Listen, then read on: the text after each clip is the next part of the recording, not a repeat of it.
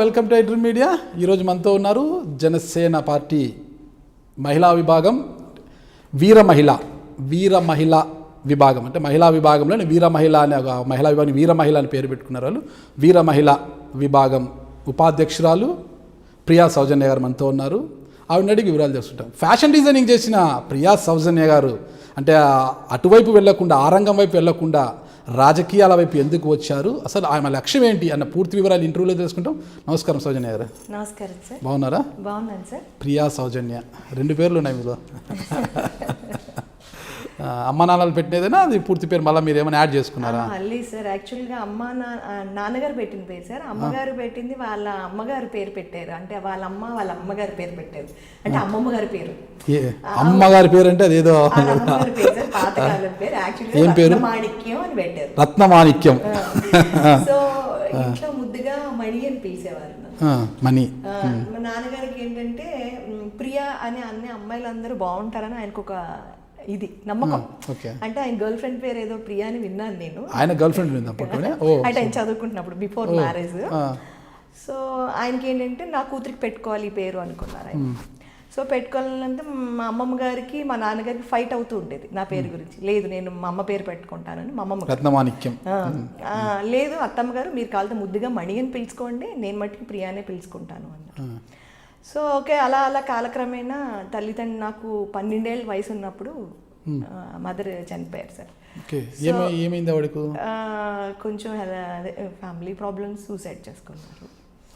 So తర్వాత daddy నాకు ఒక 14-15 ఏళ్ళు వచ్చేటికి ఆయన పోయారు సార్. ఈ పోయి ప్రాబ్లం అంటే ఇదేనా డాడీ గర్ల్ ఫ్రెండ్దేనా?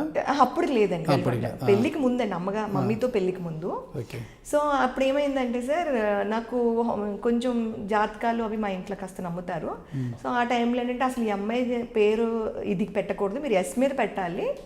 సో అలా ఏదో ఒక పేరు పెట్ట, ఎస్ మీద ఏదో ఒకటి వచ్చి ఇలా పెట్టమంటే మా నాన్నగారి ప్రియా ఎలాగ ముందే ఉండాలి, ప్రియా అనేది అసలు నేను తీయను అని చెప్పి ప్రియా సౌజన్య అని చెప్పి హోమం అది చేపించి నాకు, నేను 10th చదువుతున్నాను సార్. 2002లో నేను 10th క్లాస్ చదువుకుంటున్నాను. సో అప్పుడు హోమం చేయించి అప్పుడు పేరు మార్చేశారు. సో నాకు 10th వరకు కూడా రత్నమాణిక్యమే ఉండేది, ముత్యాల రత్నమాణిక్యం అని. అంటే మీకు 10th వరకు స్కూల్ రికార్డ్స్లో ఏముంది? ముత్యాల రత్నమాణిక్యం. ఓకే, 10th సర్టిఫికేట్లో ఇప్పుడు ఇప్పుడు మారిపోయింది సార్. అది ఎట్లా మారిందంటే ఇది 2002లో నా పేరు ప్రియా సౌజన్య, అంటే ప్రియా సౌజన్య ఉండేది కానీ సర్టిఫికేట్ పరంగా లేదు. సో ప్రియా సౌజన్య అనే పేరుని హోమాలు అవి చేయించి, నోటరీ అవి చేయించి దీనివల్ల మేము మారుస్తున్నామని మనం చెప్పుకోవాలి కదా సార్, మార్చేశారు. పేపర్ యాడ్ ఇవ్వాలి, ఇదంతా మామూలు జరిగినప్పుడు ఏమైందంటే 2002 నాకు 10th అయిపోయిన తర్వాత 2003లో 10th పాస్ అవటం 2002 సార్. 2002 పాస్. 2003లో మా నాన్నగారు దుబాయ్ ఎక్కడికో వెళ్దాం అనుకున్నప్పుడు నేను కూడా అలా ప్లాన్ చేసుకొని దాని మీద పాస్పోర్ట్ కోసం ట్రై చేసాం.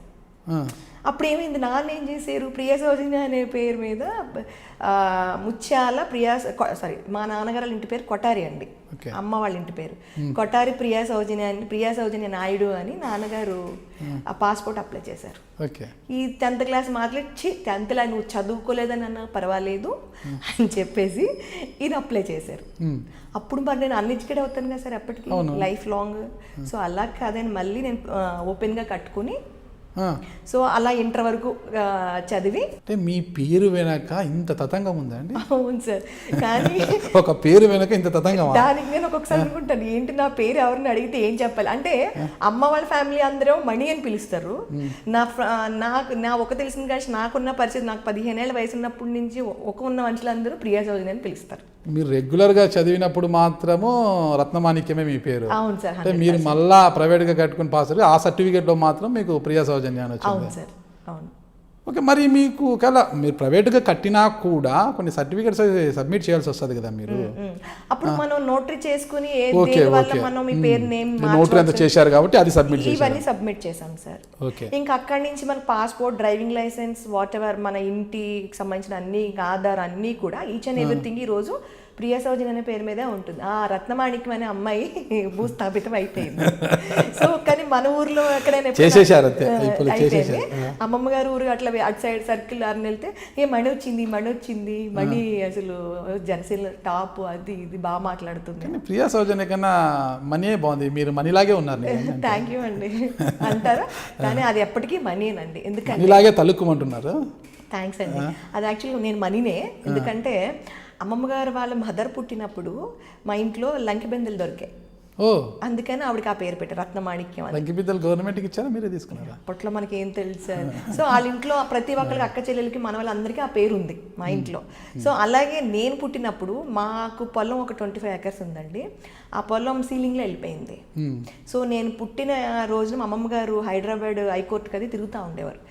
నేను పుట్టిన సెకండ్ డే మాకు ఒక 12 acres ఎంతో మళ్ళీ వెనక్కి వచ్చింది.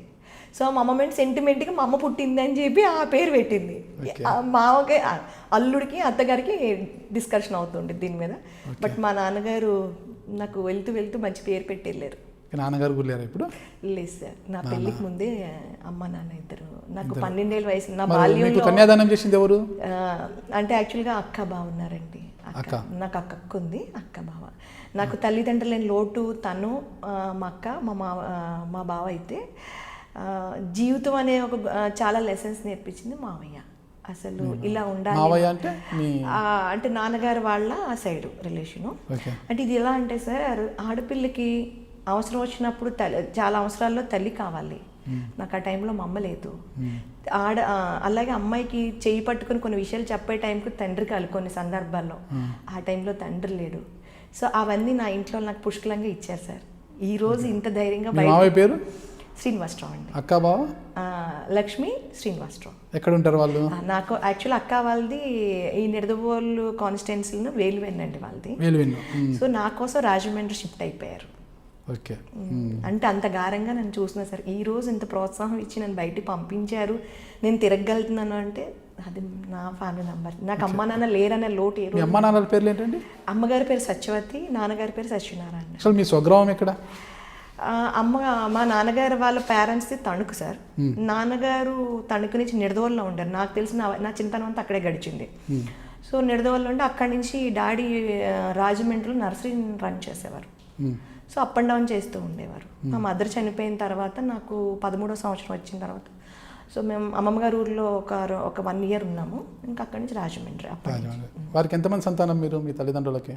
అక్క నేను సార్. ఇద్దరు అమ్మాయిలే సార్, ఇద్దరు. ఓకే. మీరు మీ విద్యాభ్యాసం అంటే ఎంతవరకు సాగిందంటారు? అది ఇంటర్మీడియట్ వరకు సార్. అంటే నాకు చెప్తున్నాను కదా సార్, ఈ వయసులో ఇలా జరిగింది. తర్వాత ఇంటర్మీడియట్ మళ్ళీ 10th కట్టి ఇంటర్ కట్టి సో డిగ్రీ కడదామని. ఇంటర్మీడియట్ ఏ గ్రూప్ చేశారు మీరు? మధ్యలో ఆపేసి సిఏ సార్. ఇంటర్మీడియట్లో సిఏ సార్, ఈజీగా అయిపోవడానికి. నేను సిఏ అనేది మీరు అది చెప్పారు. బాగానే ఉంది. మీరు మీ మామయ్య లా డిగ్రీ చేశారు? డిగ్రీ కూడా కట్టాను సార్, 1 year అయ్యింది. మధ్యలో 1 year బ్రేక్ చేశాను. ఏ గ్రూప్ కట్టారు? డిగ్రీలో ఏ గ్రూప్ కట్టారు? బీకామ్ కంప్యూటర్స్ కట్టాను sir. B.Com computers. Okay. Andhra యూనివర్సిటీలో కట్టాను. సో 1 year అది పూర్తి చేశాను. సెకండ్ ఇయర్కి వచ్చేడికి మళ్ళీ బ్రేక్ వచ్చింది. ఇలా జనసేన వైపుకి వచ్చాను. కానీ ఇప్పుడు ఖచ్చితంగా సాధిస్తాను సార్, డిగ్రీ కూడా కొట్టేస్తాను. మా మావయ్య గారికి ఏంటంటే నన్ను లా చదివించాలని కోరిక. సో అది చేద్దాం అనుకుంటున్నాను. చూద్దాం సార్ ఏమవుతుంది. డిస్టెన్స్ అప్పుడు బీకామ్ జనరల్ చేయాల్సింది, బీకామ్ కంప్యూటర్స్ తీసుకున్నారా? అసలు అనుకోకుండా కట్టాను సార్. డిగ్రీ కట్టాలని ఆలోచన లేదు, ఆయన ఇంట్రెస్ట్ మీద కట్టాను. అది కూడా ఇంకెక్కడ కడతాను సార్, నేను జనసేన వైపు అడుగులేస్తే చదువు ఎక్కడ ఉంటుంది సార్? నాకు ఒకటి అర్థం కాలేదు. మీరు అంటే మీ పేరు వెనక చాలా తతంగం నడిచింది. తర్వాత పేరు కోసమే మళ్ళా కూడా 10th మళ్ళీ ప్రైవేట్గా కట్టి మళ్ళీ పాస్ అయ్యారు, ఇంటర్ చదివారు. ఫ్యాషన్ డిజైనింగ్ మీద చాలా ఇంట్రెస్ట్ మీకు, ఫ్యాషన్ డిజైన్ చేశారు, ఆ కోర్స్ చేశారు. మరి అటు నుంచి అటే వెళ్ళకుండా తర్వాత రాజమండ్రిలో కర్రీ పాయింట్ ఎందుకు పెట్టారు మీరు? ఓకే సార్, నేను యాక్చువల్లీ ఏమైందంటే నేను నా పేరు కోసం చాలా ఇష్యూస్ జరిగాయి దాని మీద. సో నా పేరుని ముత్యాల రత్నమాణిక్యం అనే పేరుని మర్చిపోవాలని ఏం కాదు, అది అమ్మమ్మ గారు వాళ్ళు పెట్టిన గౌరవప్రదంగా పెట్టిన పేరు. అది హార్డ్గా ఏం లేదు, పెద్దోళ్ళు ఏ పేరు పెడితే అది. కానీ నాన్న ఇలా పెట్టారు కాబట్టి అదొకటి ఇదొకటి అయిపోయింది. నేను ఎలా అయిపోయిందంటే ఎక్కడికైనా వెళ్తే అన్ఎడ్యుకేటెడ్గా అయిపోయింది నా పరిస్థితి. నాకు చదువు లేదేమో, నేను ఏళ్ళు ముద్ర అనే పరిస్థితికి వచ్చింది.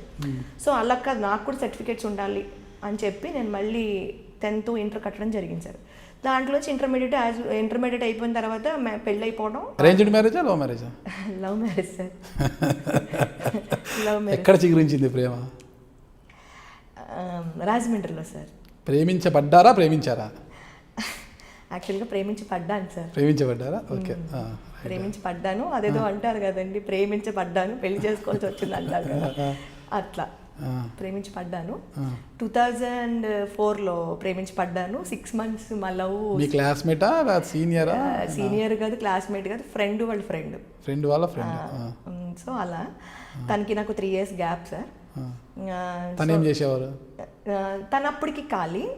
అప్పుడు ఎస్ఐ కోసం మా మామగారు పోలీస్ అండి, మా హస్బెండ్ వాళ్ళ మా డాడీ. సో తన కొడుకుని కూడా. తను ఏం చదువుకున్నారు? తను కూడా డిగ్రీ బీకామ్ కంప్యూటర్స్ చేశారు ఆయన కూడా. తర్వాత మా మామగారు రాజమండ్రిలో ఉండేవారండి, అక్కడ స్టేషన్లో చేసేవారు. తన కొడుకు ఏంటంటే అప్పట్లో 5K ఉండేదండి, 25 నిమిషాల్లో పరిగి పెట్టాలి. ఆ 5K కోసం మార్నింగ్ ఈయన గ్రౌండ్ చుట్టూ రౌండ్స్ వేయించేవారు. దానికోసం ఆయన అక్కడ పెట్టుకున్నారు. ఓ ఫైన్ డే మేము ఫ్రెండ్స్ అందరూ బయటకు వెళ్ళాం పార్క్, అది అలా మా లవ్ చిగురించింది. నేరు వచ్చి ప్రపోజ్ చేశారా ఆయన మీకు? అలా కొన్ని డేస్ నడిచిన తర్వాత అనుకోకుండా మళ్ళీ ఒక సండే అందరూ ఫ్రెండ్స్ రెస్టారెంట్కి వెళ్ళాం, అక్కడ ఐ లవ్ యూ చెప్పారు తను. ఓకే, వెంటనే స్వీకరించారా? అంటే ఈ మధ్యలో కొంచెం నడిచింది కదా సార్, ఇంకా ప్రేమించబడ్డాను నేను ఇంకా తప్పలేదు. 6 months లవ్ ప్రేమ మొలకెత్తి చిగురించే 6 monthsలో పెళ్ళి అయిపోయింది మాకు. 6 monthsలోనే? అయితే ప్రేమలే కల్లేవు ఏం లేవు అనమాట? ఉన్నాయి సార్, ఉన్నాయి. ఒక 3 ఉన్నాయి సార్ లవ్ లెటర్స్. ఇంట్లో తెలియకుండా సినిమాలు కానీ పార్కులు కానీ ఏం లేకుండా అయిపోయింది? సినిమాలు ఉన్నాయి సార్, తెలియకుండా బయటకు వెళ్తాను కూడా ఉన్నాయి. ఓకే. అండ్ తెలియకుండా నైట్ అంతా ఫోన్ మాట్లాడుకుంటాను కూడా ఉన్నాయి. ఉన్నాయా? అన్నీ ఉన్నాయి. తెలియకుండా ఏమేమి సినిమాలు చూసారేంటి? అప్పట్లో చంటి అండి సార్. చంటి? Idiot movie. చంటి సారీ సార్, ఈడియట్ మూవీ ఉంటుంది కదా సార్, రవితేజ గారిది. అది లవ్ అండ్ రొమాన్స్ మూవీ చూసాను సార్. చంటి అనాలకే నాకు ఇదైంది, చంటి ఎప్పుడు సినిమా ఏం కదా. తర్వాత ఇంకొకటి ఉంటుంది సార్, ఆ మూవీ పేరు ఫస్ట్ మూవీ అయితే అది, ఆ మూవీ నేమ్ గుర్తు రావట్లేదు, ఏదో మూవీ సార్, అదొక మూవీ. ఎప్పుడైనా బాధ వస్తే కనుక ఆ సాంగ్ నాకు వాట్సాప్లో ఆయన పంపిస్తారు, ఇది గుర్తుందా నీకు అని. ఇప్పుడు ఏం చేస్తున్నారు మీ వారు? ఫైర్ డిపార్ట్మెంట్ చేస్తున్నారు సార్. ఫైర్ డిపార్ట్మెంట్లో జాబ్ వచ్చింది. ఓకే, ఫైర్ డిపార్ట్మెంట్ యాజ్ అదండి, ఆఫీస్లో వర్క్ చేస్తారు. అది మరి ఏం నాకు పెద్దగా. మీ హస్బెండ్ ఏం వర్క్ చేస్తారు? అంటే కానిస్టేబుల్ అనుకోండి సార్, అంటే ఆఫీస్ వర్క్, ఆఫీస్లో ఉంటారు. ఫైర్మ్యాన్. ఓకే, ఆఫీస్ వర్క్ చేస్తుంటారు. ఓకే, ఎంత బాగుంది. మీ హస్బెండ్ కూడా గవర్నమెంట్ ఎంప్లాయ్, మీరు మామగారు కూడా పోలీస్. మామయ్య ఇది. మరి మీరు కర్రీ పాయింట్ ఎందుకు పెట్టాల్సి వచ్చింది? అంటే యాక్చువల్గా ఇక్కడ ఏమైందంటే సార్, నాకు డిఫెన్స్ అంటే ఒకరి మీద ఆధారపడడం అనేది అసలు ఇష్టం ఉండదు. చిన్నతనం నుంచి కూడా అంతే, మొదటి నుంచి డే 1 నుంచి కూడా నేను అసలు ఎవరి మీద ఆధారపడను. మా వారు ఫైర్మ్యాన్గా జాబ్ వచ్చింది 2013లో వచ్చింది సార్ జాబు. 2013లో జాబ్ వచ్చింది తనకి. వచ్చిన తర్వాత లర్నింగ్ అంటే స్టార్టింగ్లో పెద్ద శాలరీ ఏమి ఉండదు కదా సార్. సో అలా అంటే కొంచెం తను పిల్లలు, మాకు 2 అబ్బాయిలు. సో అలా ఇద్దరం డిషన్ గొడవలు అవుతూ ఉండే, ఇది అది అని. ఏదో ఒకటి చేసుకోవాలి మనం, నాకు బోటెక్ పెట్టాలని మైండ్లో ఉండిపోయింది. మా ఇంట్లో ఏంటంటే బయటికి వెళ్ళి ఇది చేయడం ఇష్టపడలేదు, వద్దు మనకి అలా ఇలా అనేవారు. కానీ నేను ఏం చేశానంటే ఇంకా అలా ఉండగా తినము సరిగా, ఇది కొంచెం పిల్లలు ఎదిగొచ్చారు, చదువు, మనం ఏదో ఒకటి చేయాలి అనుకున్నాను. 2016లో ప్లాన్ చేశాను సార్. అది కర్రీ పాయింట్ కదా సార్, యాక్చువల్గా రెస్టారెంట్, దాంట్లోంచి టేక్ అవే తీసుకున్నాను నేను. అంటే మళ్ళీ వాళ్ళతో పార్ట్నర్షిప్కి వెళ్తే మనకి ఇబ్బంది అవుతుంది కాబట్టి మనకే ఇండివిజువల్గా ఉంటే మనమే రాజు, మనమే మంత్రి అవుతాం అక్కడ, మళ్ళీ వేరే వాళ్ళకి సమాధానం చెప్పక్కర్లేదు కదా అని. సో నేను టేక్ అవే తీసుకున్నాను. ఆ తరుణంలో ఏంటంటే ఇక్కడ కొంచెం మెంటల్ డిస్టర్బెన్స్లో నుంచి జనసేనలోకి వచ్చాను. సో జనసేనలోకి వచ్చి ఆ కర్రీ పాయింట్ అలా కొద్ది రోజులు మెయింటైన్ చేశాను. చేసిందాక పూర్తిగా జనసేన వైపుకి నడవాలని ఫిక్స్ అయిపోయి ఇంకా దాన్ని. మీరు కర్రీ పాయింట్ పెట్టారు, మీ కర్రీ పాయింట్ బాగా రుచులు ఉండేటివట. మీ ఎదురుగా ఉన్న డాల్ఫిన్ హోటల్ కూడా మీ కర్రీ పాయింట్ దెబ్బకి దివాలా తీసి పారిపోయారట రాజుగారు, మీ రుచులకు తట్టుకోలేక. లేదు సార్, ఎవరిది వాళ్ళదే కదా సార్. మన వల్ల లేదు ఆ రాజుగారు మీ కర్రీ పాయింట్ దెబ్బకి అంటే మీ రుచులు తట్టుకోలేకే దివాలా తీసి వెళ్ళిపోయారంటారు. అలా అంటారు సార్, మనం ఏం పట్టించుకో, మన పని మందే సార్, మన ఫుడ్ బాగుండేది వచ్చేవారు. వాళ్ళు దివాలా తీసేం కదా సార్, కొంచెం ఏదో ప్రాబ్లమ్స్ అంతే. అంతేనా? ఎవరు మన వల్ల ఇదైపోయా, అందరూ బాగుండాలి, మనం అందులో మనం కూడా ఉండాలి. కర్రీ పాయింట్ పెట్టారు గతంలో కూడా మీరు. మరి కర్రీ పాయింట్ రాజకీయంగా తీసుకుంటే తొట్టతొలిగా మీకు రాజకీయంగా పరిచయం అయింది జక్కంపూడి చిన్ని గారు.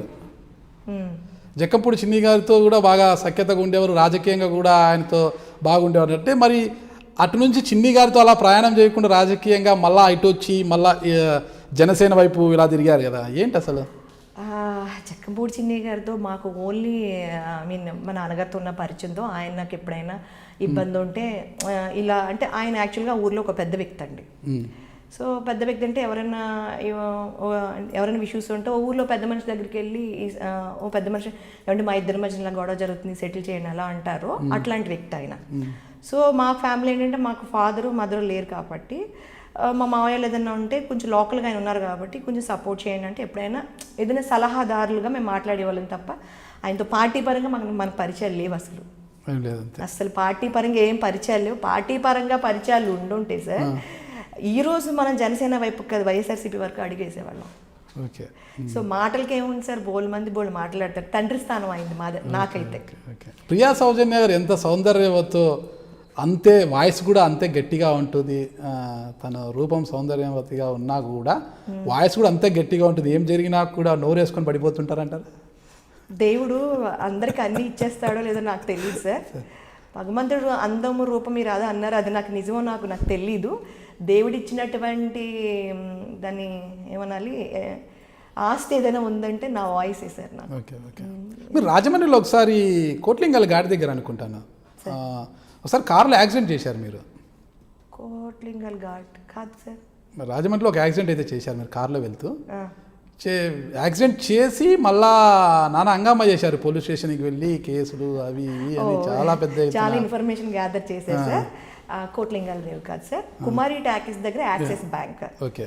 సో 2012 అది. ఓకే. 2012లో నేను షిఫ్ట్ కార్ కొనుక్కున్నాను సార్. కొత్త కారు కదా సార్, ఫస్ట్ టైం కారు తీసుకున్నాను. కారు వేసుకుని వెళ్తే నేను అక్కడ ఆగి ఉన్నాను. నా మనిషిని నేను బ్యాంక్లోకి పంపించాను క్యాష్ డిపాజిట్ చేయమని. సో పంపి నేను కార్లో కూర్చున్నా. అసలు ఆ రోడ్లోకి లారీలు కూడా రావు, మీరు అది కూడా కొంచెం ఎంక్వైరీ చేయండి సార్. ఆ రోడ్లోకి లారీలు కూడా రావు. వాడు ట్రాన్స్పోర్టేషన్ ఉన్న లారీ ఫుల్ లగేజ్ వేసుకుని వాడు వచ్చేస్తున్నాడు. నేను ఆర్ని కొడుతూ చేయి ఆపి చెప్తున్నా ఆగమని, అంటే నేను కొంచెం పక్కకు పెడతాను అని. సో వాడు నా మాట ఎక్కడ వినలేదు, వచ్చేసి సైడ్ డోర్ 2 డోర్లు పట్టుకెళ్ళిపోయాడు. గ్లాస్ పట్టుకెళ్ళిపోయారంటే తీసుకెళ్ళిపోయారా? మిర్రర్ ఉంటుంది కదా సార్, మిర్రర్ గుద్దాడు. ఈ డోర్లు శుభ్రంగా గీసుకుంటూ వెళ్ళిపోయాడు. అప్పటికి ఇంకా నెంబర్ కూడా రాలే కార్కి. సో నాకు కొంచెం కోపం ఎక్కువ ఉండేది సార్. మా కళ్యాణ్ గారి వల్ల నా కోపం అంతా పోయింది నిజంగా చెప్పాలంటే. సో అప్పట్లో చాలా కోపం ఉండేది, చాలా అంటే చాలా కోపం ఉండేది. నేను ఇమీడియట్గా కార్ దిగేసి ముందు నువ్వు కింద దిగని చెప్పాను. నేను ఆర్ని కొడుతున్నాను, నువ్వు ఎందుకు ఆగలేదని అడిగా. మీరు పక్కకు తప్పుకోవాలి కదా అన్నాడు. అక్కడ ఇంత ఎత్తి రాయి ఉంది, నువ్వు అక్కడ ఆగితేనే నేను కొంచెం ముందుకు వెళ్ళి నేను పక్కకు తీసుకోగలను, ఈ రాయి మంచి నువ్వు ఎక్కించగలవా అని అడిగా. కొంచెం రూట్గా సమాధానం చెప్పాడు. సో చెప్పగానే బిల్స్ ఉంటాయి అబ్బాయి దగ్గర, నువ్వు బిల్స్ ఇట్టి, నువ్వు అసలు ఈ రోడ్లో ఎందుకు వచ్చాను, బిల్స్ పట్టుకొని కార్లో పెట్టుకొని నేను 2 టౌన్ దగ్గర, అక్కడ 2 టౌన్ వచ్చేసాను అక్కడికి. సో తను అక్కడికి స్టేషన్ దగ్గరికి వచ్చాడు. వచ్చి మేడం తప్పు నేను ఒకటే చెప్పా, అక్కడ సీసీ క్యామ్స్ ఉంటాయి, నా తప్పు ఉంటే మీరు నాకు పనిష్ చేయండి, తనకు తప్పు ఉంటే నాకు జరిగిన నష్టం ఇప్పించండి. నేను రూల్ మాట్లాడితే హంగామా అంటారేంటి సార్, రూల్ మాట్లాడకూడదు సార్, నా తప్పు లేదు. నేను కూడా డ్రైవ్లో ఉండి అతని డ్రైవ్లో డాష్ ఇచ్చుంటే పోనీ తప్పలేదు, ఆగున్నాను కదా సార్. సో నేను ఆర్ని కొట్టాను, ఆగమన్నాను, ఆగలేదు. ఫైనల్గా మీకు నష్టపరిహారం కట్టించారా? లేదు సార్, అప్పుడు మామగారు మా హస్బెండ్ వాళ్ళ డాడీ ఉన్నారు కదా సార్, వదిలేసి అమ్మ ఒక కార్ తీసుకున్నావు, ఏదో దిష్టి తగిలింది అనుకో, వదిలేసి అసలు నువ్వు ఎందుకు బయటకు వచ్చావు అని చెప్పి మామగారు సర్ది చెప్పి ఏం పడ్డారు ఇంక మామగారు చూసుకున్నారు, నేను ఇంటికి వెళ్ళిపోయాను. ఇంకేం కాలేదు. అంటే మా హస్బెండ్ వాళ్ళ డాడీ అప్పుడు అక్కడ రాజమండ్రిలో చేస్తున్నారు సార్. అంటే పోలీస్ ఏదో హెల్ప్ చేశారని కాదు, ఆయన కొంచెం పద్ధతిగా మాట్లాడతారు. మీరు పద్ధతి లేకుండా మాట్లాడి వేరే స్టేషన్కి ఏమన్నా? అలా ఏం లేదు సార్, నాకు బాధ వచ్చింది సార్, అంతే. పద్ధతి లేకుండా కాదు, అక్కడ రోడ్డు మీద హంగామా చేసి వాడితో మనం గొడవ పెట్టుకునే కన్నా అల్టిమేట్గా మనం అక్కడికి వెళ్తే న్యాయం జరిగిద్దనే కదా సార్ అక్కడికి వెళ్తాం, ఆ ఉద్దేశంతో వెళ్ళాను. ఓకే అండి, ఆ ఎపిసోడ్ అయిపోయింది అనమాట అయితే ఆడికి. ఇంకొక చిన్న డౌట్ ఉంది నాకు, నేను టీవీలలో కూడా వచ్చినట్టు గుర్తు, ఐ థింక్ పెద్దాపురం లేదా ఇంకొక ఊరు అనుకుంటా, ఒక ప్రభుత్వ ఉద్యోగి మీద మీరు ఏదో ఫిర్యాదు చేసి కాస్త టీవీలలో వచ్చిందనేది నేను విడమడ్డాను. ఒక ప్రభుత్వ ఉద్యోగి మీద మీరు. ప్రభుత్వ ఉద్యోగి ఎవరో కాదు సార్, మై హస్బెండ్. మీకు తెలుసు, నా నుంచి రాబట్టాలని మీరు అట్లా అన్నారు. ఓకే. 2015లో కొంచెం ఇద్దరి మధ్యన డిస్టర్బెన్స్ వచ్చింది సార్. సో వేరే వాళ్ళతో ఎవరితో తనకి ఎఫైర్ ఉంటే, సో ఆయన నా దగ్గరే ఉన్నారు. తను 2015 పుష్కరాలు సార్ మనకి. పుష్కరాలు అయితే వాళ్ళు ఫైర్ డిపార్ట్మెంట్ కదా సార్ వాళ్ళు, వాళ్ళకి స్విమ్మింగ్ ఏదో ట్రైనింగ్ ఉంది. సో దాన్ని మా ఇంట్లోంచి రాజమండ్రి నుంచి ఆయన డ్యూటీకి వెళ్ళేవారు. సడన్గా ఒకరోజు ఇంట్లో నాకు చెప్పా చేయకుండా మిస్ అయ్యారు ఆయన. నేను నా ఫ్రెండ్ నేను కాకినాడ హాస్పిటల్కి వెళ్ళి వస్తున్నాం, దారిలో కనిపించారు. నేను ఫోన్ చేసి మా హస్బెండ్ నేను చిన్న అంటాను, చిన్న ఎక్కడికి వెళ్తున్నావు అని అడగకుండా ఎక్కడున్నావు అని అడిగా. నేను ఏలూరు వెళ్తున్నానమ్మా, అక్కడ ఏదో మీటింగ్ ఉందంట, నేను నైట్ లేట్ అయినా వచ్చేస్తాను, నువ్వు ఫోన్ చేసి పడుకో అన్నాడు. నాకేమనిపిస్తుంది, ఏంటి ఇటు వెళ్తూ ఏలూరు అంటే, ఏలూరు అటు కదా ఇటువే అని చెప్తాడేంటి అనుకుని నేను నా ఫ్రెండ్ వెనకాల మూవ్ అంటే తను ఫాలో అయ్యాం. ఫాలో అవుతే పిఠాపురం అండి సార్, పెద్దాపురం కాదు పిఠాపురం. పిఠాపురంలో తను వేరే ఒక ఇంట్లో వెళ్ళటం, అక్కడ మా అత్తమ్మ గారు ఉండడం, ఆ అమ్మాయి ఉండటం. మీ అత్తమ్మ గారు హస్బెండ్ వాళ్ళ మమ్మీ అక్కడ కూడా ఉన్నారు ఆవిడ వాళ్ళతో పాటు. అదేంటది, కొడుకు తప్పు చేస్తుంటే దండించాల్సిన తల్లి ఎలా ప్రోత్సహించారు? అంటే వెనకాల నాకు పేరెంట్స్ లేరు కదా సార్, వాళ్ళు గట్టిగా అడగడానికి. మీ హస్బెండ్ మిమ్మల్ని ఇష్టపడే కదా చేసుకుంది, ఇష్టపడ్డా, లవ్ మ్యారేజే కదా, మళ్ళీ ప్రేమించి ప్రేమ వివాహం చేసుకున్నాడు మరో ఒక అమ్మాయితో అనేది కాస్త ఏమో సార్, నా దగ్గర ఏం నచ్చలేదు, నాకేం తెలుసు సార్ తనకి అమ్మాయి దగ్గర ఏం నచ్చిందో. నేను అది కూడా వదిలేశాను సార్. అయితే నేనేం మాట్లాడలేదు. సో అక్కడికి వెళ్ళేటప్పుడు మా అత్తయ్య గారు పైన బట్టలు మాట్లాడుతున్నారు, మా హస్బెండ్ గబగబా లాన్కి వెళ్ళిపోయారు, స్నానం చేసేస్తున్నారు ఆయన గదిలోకి వెళ్ళి. ఈ అమ్మాయి లాన్ హాల్లో కూర్చుని ఉంది నేను వెళ్ళేటప్పటికి, అలా డోర్ దగ్గరికి వెళ్ళేటప్పటికి. వీళ్ళిద్దరు ఫొటోస్, ఇంటి నిండా ఫొటోస్. ఆ క్షణం తనే నా ప్రపంచం సార్. అప్పుడు అది నేను చూసి ఎలా తట్టుకుంటాను సార్, నాకేం తెలియదు అసలు. నా ఇల్లు, నా ఇద్దరు అబ్బాయిలు, మా హస్బెండ్, మా అత్తగారు, మా అక్క బావ, ఇదే నా జీవితం. సడన్గా నన్ను ఎక్కడికో నీకు ఈత నేర్పిస్తాను అని చెప్పి గోదావరిలో తీసుకెళ్ళి ఫస్ట్ డే మధ్యలో వదిలేస్తే వెనక్కి ఎలా వస్తాను సార్ నేను? అలా అయిపోయింది నా పరిస్థితి. ఎవరు నువ్వు అని అడిగా, మీరు లోనకి రండి అంతే. అసలు నువ్వెవరు అని అడిగా. థర్డ్ ఎవత్తవే నువ్వు అని అడిగా. అంటే ఇంక స్టేజ్ 3కి వెళ్ళిపోయాను. ఇంక నేను ఇది నా జీవితం ఏంటి ఇలా అయిపోయింది నా ముందు అని. అంటే నా జుట్టు పట్టుకుని లోనకి లాగారు సార్ వాళ్ళు. సార్ నా పరిస్థితి ఏం చేయమంటారు సార్ అప్పుడు? ఇద్దరికి మాలేసి గౌరవించమంటారా, 2 చెంపలు పగలు కొట్టమంటారా? 2 చెంపలు వాయించాల్సిందే. అది నా జీవితం కదా సార్, అది జీవితం. అది ఎవరింట్లోకి వెళ్ళి నేను కూర్చుని ఉంటే పోనీ అనుకోవచ్చు, కానీ అది నా జీవితం. సో అడిగాను, అడిగితే అమ్మాయి ఇట్లా నా జుట్టు పట్టుకుని లోనికి లాగేసింది. మా అత్తయ్య గారు వచ్చి నన్ను లోనికి నెట్టేశారు. అంటే బయట నేను అంటే డోర్ పట్టుకున్నాను, లాగలేకపోతుంది అమ్మాయి, తోసేసి. ఈలోపు మా వారు స్నానం చేస్తున్నారు కదా సార్, గబగబా వచ్చేసి ముగ్గురు కలిపి నన్ను కొట్టారు. ముగ్గురు. అమ్మాయి బయట చేసింది ఇక్కడ, ఈ కన్ను మీద ఇవన్నీ దెబ్బలు ఫుల్గా, ఈ కన్ను మీద గుద్దేశారు, విపరీతంగా కొట్టారు. నేను బయట వాళ్ళ మీద నోరు పేసుకుని పడ్డా అంతా, నా జీవితం నాశనం అయిపోతుంటే ఆ రోజు గట్టిగా మాట్లాడలేకపోయాను.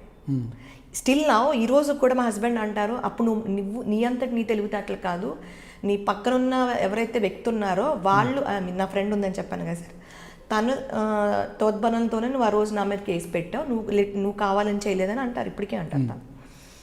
సో నేనేం పెట్టలేదు సార్. ఆ చుట్టుపక్కల వాళ్ళు, అక్కడ వార్తా పేపర్ ఆయన ఒక ఆయన ఉన్నారు, మీడియా. సో లోకల్ పోలీస్కి కాల్ చేశారు.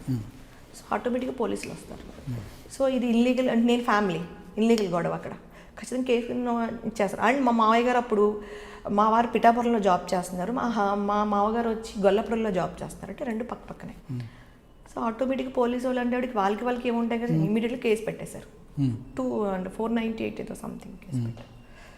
సో అది సార్ తన మీదే నేను ఇప్పటికీ తనేమి ఇప్పటి వరకు చెప్తుందండి సార్. అంత పెద్ద ఇష్యూ తర్వాత ఎలా క్షమించగలిగారు మీ హస్బెండ్? ఇప్పటి వరకు కూడా నేను ఎవరికీ చెప్పలేదు సార్. అంటే చెప్పలేదనే కాదు కానీ నా స్నేహితులకి నా సర్కిల్లో ఉన్న వాళ్ళకి తెలుసు. బట్ మీరు ఎవరిని పట్టుకున్నారో తెలియదు, మంచి ఇన్ఫర్మేషన్ తీసుకున్నారు ఈ విషయంలో. ఎవరికి తెలియదు సార్, మేమేం ఎలా ఉందనేది కూడా ఏం తెలీదు. ఏదో గొడవలంట అంతే. అంతే. క్షమించాను అంటే సార్ నా జీవితం సార్, నా జీవితం మళ్ళీ ఇదంతా ఎన్ని రోజులకు సమస్య పోయింది అదంతా కూడా? పోలేదు సార్, పోలేదు. ఇప్పటికీ ఇంకా అట్లానే ఉంది, కంటిన్యూగా జరుగుతుంది. అంటే మీరు ఒక కన్నుతో చూసి ఒక కన్నుతో చూడడం. అంటే నేను ఏంటంటే అండి, నేను తనకు చెప్పాను, మనం వేసుకొచ్చే చెప్పులు డోర్ బయట వదిలేస్తాం కదా సార్, అవి విడిచిపెట్టేసి లోన్కి వచ్చి హ్యాపీగా మళ్ళీ కాలు కడుక్కొని నీట్గా మన పనులు మనం చేసుకుంటాం. ఆ చెప్పులు తీసుకొచ్చి బెడ్రూమ్లో పెట్టలేం కదా సార్. తనకు అదే చెప్పాను, నువ్వు అమ్మాయికి నీకున్న రిలేషన్స్ కోసం నాకు అనవసరం. సో నువ్వు తగిలించుకున్నావు, అది నువ్వు పడు. నా ఇంట్లోకి నువ్వు వచ్చినప్పుడు నా పిల్లలు నేను నీ ప్రపంచం అవ్వాలి. డోర్ బయట ఎలా అయితే వదిలేసి వస్తావో చెప్పులు, ఏ విషయమైనా అక్కడ వదిలేసి హ్యాపీగా వచ్చి నాతో ఉండు, నా పిల్లలతో ఉండు అన్నా. తనకి అది నచ్చలేదు సార్. ఓకే. సో అమ్మాయే కావాలి అన్నాడు. నీ ఇష్టం, నేను ఏది కాదన్నా అన్నాను. ఇప్పుడు చాలా బాగా మాట్లాడుకుంటాం, మా ఇద్దరి మధ్యన ఏ గొడవలే లేవు. తనకు కావాల్సింది తనకి ఇచ్చేసాను నేను. తనకు కావాల్సింది అంటే ఏమి ఇచ్చారు? అమ్మాయి కావాలి, అబ్బాయికి ఇచ్చారు, ఇచ్చేసాను. అంటే చెప్పులు తీసుకొచ్చి లోపల బెడ్రూమ్లో పెట్టమన్నారా? లేదు సార్, దానికి ఒప్పుకోలేదు అన్నారు కదా మీరు ఫస్ట్. ఒప్పుకోలేదు. మేమిద్దరం భార్యాభర్తలుగా ఉండాలి. ఎవరి కోసం? పిల్లల కోసం. That's it. అంతే. నా పిల్లలకి అది తీసుకున్నాను, తనకి ఏం కావాలో అది ఇచ్చేసాను. అంతే. అంతే. భార్యాభర్తల సంబంధం ఇప్పుడు ఆ విధంగా కొనసాగుతుంది. నేను కళ్యాణ్ గారితో ఈ జర్నీలో నేను చాలా హ్యాపీ, నాకు చాలా సంతోషం, నేను చాలా మర్చిపోగలిగాను. అందుకని పెద్ద ఏం అనిపించలేదు దానికి. ఓకే. ఇన్ని బాధలు ఉంటూ కూడా కుటుంబంలో, అంటే మీ సంసార జీవితంలో, మీ దైనందిన జీవితంలో ఇన్ని బాధలు, ఇన్ని ఒడిదుడుకులు ఉన్నా కూడా అలాగా ఇప్పటికీ మావయ్య వాళ్ళు కూడా పాపం మ్యారేజ్ చేసుకోమని ఏదో అనుకుంటారు కదా పాపం, నేను ఎందుకు ఇలా ఉంటున్నాను అని. అలా నడుస్తుంది ఇంట్లో. రేపు నెక్స్ట్ ఇయర్ అని, ఇంకెక్కడ నెక్స్ట్ ఇయర్ అని అడుగుతారు. ఓకే. ఓకే. అలా కొనసాగుతూ పోతుంది అనమాట. నా పెద్ద కొడుకు నాకు తండ్రి అండి. వాడు, మీ పెద్ద కుమారుడు పేరు? మోక్షజ్ఞ అండి. మోక్షజ్ఞ. ఏం చదువుతున్నాడు? 9th పూర్తయింది సార్ తనకి. చిన్న కొడుకు? సాహిత్. ఆ అబ్బాయి ఏం చదువుతున్నాడు? 9th వచ్చాడు సార్. అబ్బాయి 10th వెళ్ళాడు, అబ్బాయి 9th వచ్చాడు. ఓకే. ఇద్దరు పెద్ద పిల్లలు, బాగా పెద్దగారు. నాకు 17 yearsకే కదా సార్ మ్యారేజ్ అయిపోయింది. ఓకే. జీవితంలో చాలా కష్టాలు పడ్డాను సార్. ఓకే. ఇన్ని కష్టాల నడుమ ఇలా ముందుకు సాగుతూ, ఇన్ని ఒడిదుడుకుల నడుమ అలా సాగుతూ జనసేనలోకి మీ ఎంట్రీ ఎలా జరిగింది అసలుకి? 2015 ఈ షాక్ తిన్నాను కదా సార్ మా హస్బెండ్ నుంచి. 2015లో షాక్ తిన్నాక కంప్లీట్గా ఏంటంటే వాళ్ళందరూ ఒకటైపోయారు, నేను ఒక్కదాన్ని సింగిల్ అయిపోయాను. సో నా చుట్టూ నేను, నా పిల్లలు తప్ప, మా అక్కాళ్ళు ఏంటంటే, మా అక్క పెద్ద ఏం చదువుకోలేదు సార్. తనకి మా మదర్ తొందరగా పోవటం వల్ల తనకు 14 yearsకే మ్యారేజ్ అయిపోయింది. సో తనకు చదువు ఏంటో 6th or 7th చదువుకుంది. వాళ్ళ హస్బెండ్ కూడా ఒక రైతు. వాళ్ళకి అసలు బయట ప్రపంచం ఏం తెలియదు. కొద్దిగా గొప్పగా చదువుకున్నాను, బయట ఏమన్నా తిరుగుతున్నాను, ఇలా మాట్లాడగలుగుతుందంటే అది నేను చెప్పాను కదా, దేవుడిచ్చిన స్వరం, నాకు ఆస్తి ఇదే. ఓకే. అట్లా ఉన్న టైంలో 2015 ఇట్లా జరగగానే నేను డిప్రెషన్కి వెళ్ళిపోయాను సార్. చాలా డిప్రెషన్కి వెళ్ళిపోయి సూసైడ్ అటెంప్ట్ కూడా చేశాను. ఏం చేశారు? స్లీపింగ్ పిల్స్ తీసుకున్నాను సార్. ఎన్ని తీసుకున్నారు? 30. 60 తీసుకోవాల్సింది. పిల్లలు, నా ఆయుష్ ఇంకా ఉంది, పోలేదంటే తీసుకున్న. చావు పరిష్కారం కాదు కదా దీనికి కూడా. అప్పుడు అంటే నేను చెప్పలేను సార్, తను అంత ఇష్టపడ్డాను అంటే, నాకు మరి వెనకాల లేరు కదా సార్, తనే కదా సార్ నా ప్రపంచం. ఇట్లా చేశారు ఏంటి, నన్ను ఎందుకు కొట్టారు, నేనేం తప్పు చేశాను అని. నాకు మోసం చేసిన దానికన్నా నన్ను కొట్టారనేది ఎక్కువ తీసుకున్నాను సార్ మనసులో. టాబ్లెట్స్ తీసుకున్న తర్వాత ఒక 1/2 hourకి నేను కోమాలోకి వెళ్ళిపోయాను. సో ఇమీడియట్గా హాస్పిటల్ అడ్మిట్ చేశారు. సో అడ్మిట్ చేసిన తర్వాత 3 days వరకు నేను మళ్ళీ స్పృహలోకి రాలేదు. 3 days తర్వాత ఒక పెద్ద ఆయన వచ్చారు పరామర్శించడానికి. మా ఊర్లో తెలిసిన ఒక్కటే అన్నారు, అమ్మ నేను ఒక సింపుల్ క్వశ్చన్, ఎక్కువ కూడా మాట్లాడి, నీ హెల్త్ బాగాలేదు, ఎక్కువ కూడా ఐసీలో ఉన్నాను. వచ్చారు. ఆ రోజు మీ అమ్మగారు చనిపోతే అమ్మమ్మ ఉంది కాబట్టి నిన్ను పెంచారు, ఈరోజు నువ్వు నీకంటూ నీ కాళ్ళ మీద నిలబడ్డావు, నీకు 2 పిల్లలు ఉన్నారు, కూలిపోయిన నాలిపోయిన చేసుకో, బతుకు, మొగుడే లేకపోతే జీవితం కాదు కదా. ఒకవేళ నువ్వు చచ్చిపోయి ఉంటే నీ పిల్లల్ని ఎవరు పెంచుతారు? ఇప్పుడు నీ అమ్మ ఉందా? లేదు కదా, మరి వాళ్ళ గురించి నువ్వెందుకు ఆలోచించలేదు అన్నారు. ఆయన నన్ను కొట్టలేదు కానీ చెళ్ళమనిపించారు అనిపించింది సార్. అప్పుడు నా కొడుకులు ఏజ్ వచ్చి పెద్ద అబ్బాయికి 8-9 సంవత్సరాలు, 8 ఏళ్ళు అనుకోండి సార్, చిన్న అబ్బాయికి 7 ఏళ్ళు. చిన్న వయసుకే సార్ వాళ్ళకి ఏం తెలియదు కూడా. సో నేను తప్పు చేశాను కదా అనిపించింది. సో దాంట్లో ఏమైందంటే మెంటల్గా నేను డిస్టర్బ్ అయిపోయాను సార్. ఇంటికి వచ్చిన తర్వాత కూడా నేను ఒక్కదాన్ని మంచం మీద కూర్చొని ఏడ్చేస్తూ ఉండేదాన్ని. నా జీవితం అయిపోయింది ఇంకెక్కడితో, ఇంకా లేదు అనుకున్నా. సో అనుకున్న తర్వాత ఒక రోజు మా సిస్టర్ ఏమన్నారంటే ఇయర్ ఎండింగ్లో అనుకుంటా 2015 ఎండింగ్లో ఎంఆర్ఓ ఆఫీస్కి వెళ్దాం రా అంది.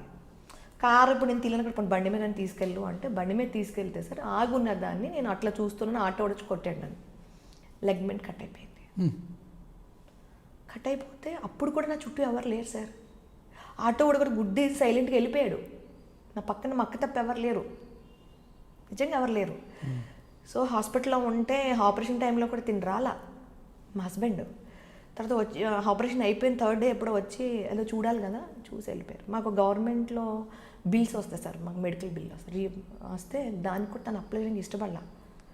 రియంబర్స్మెంట్ ఉంటుంది గవర్నమెంట్, తనకి దానికి కూడా అప్లై చేయడానికి ఇష్టపడలేదు తను.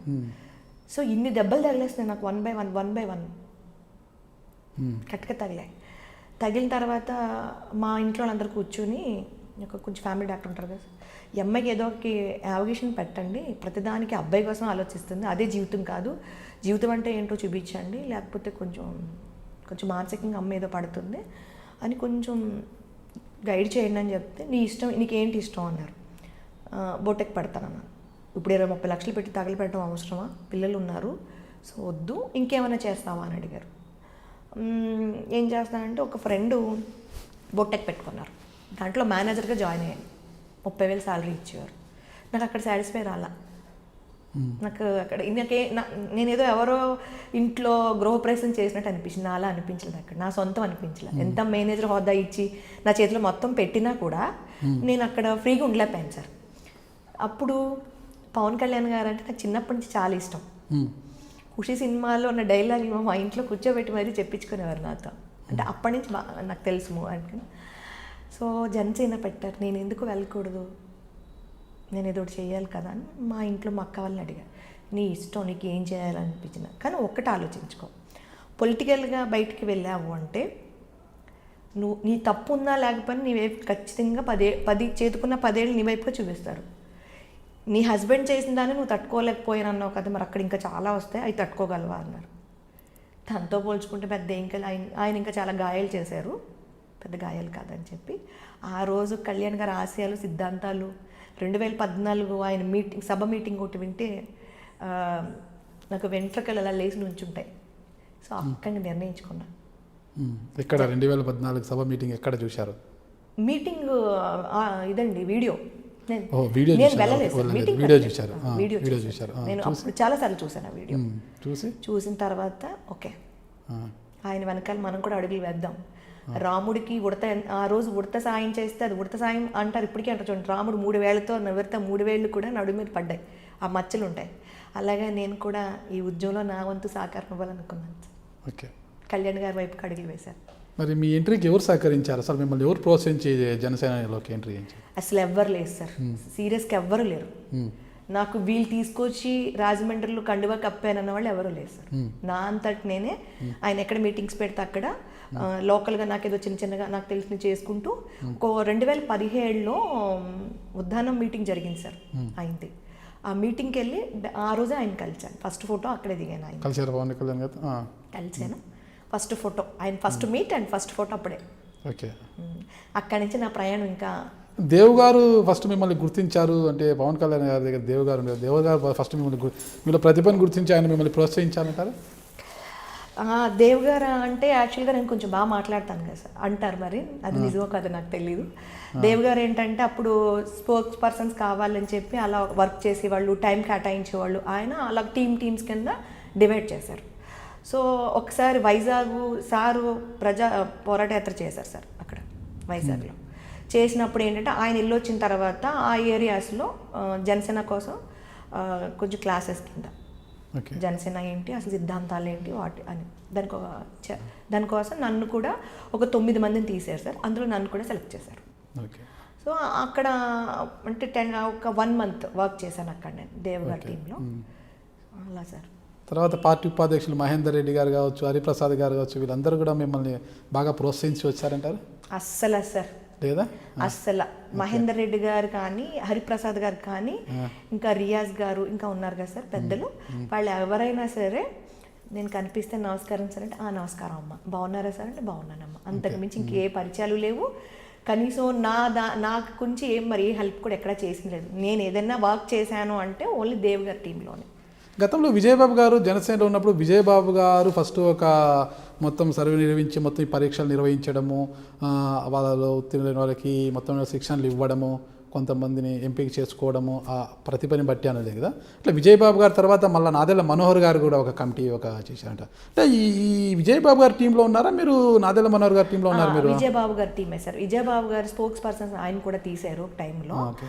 ఆయన సెలెక్ట్ చేశారు నన్ను. నాకు ఒక 3 days క్లాస్ కూడా ఇచ్చి ఇలా మాట్లాడాలి, మన వాయిస్ ఎక్కడి నుంచి రావాలి, చాలా మంచి నేర్పించారు ఆయన.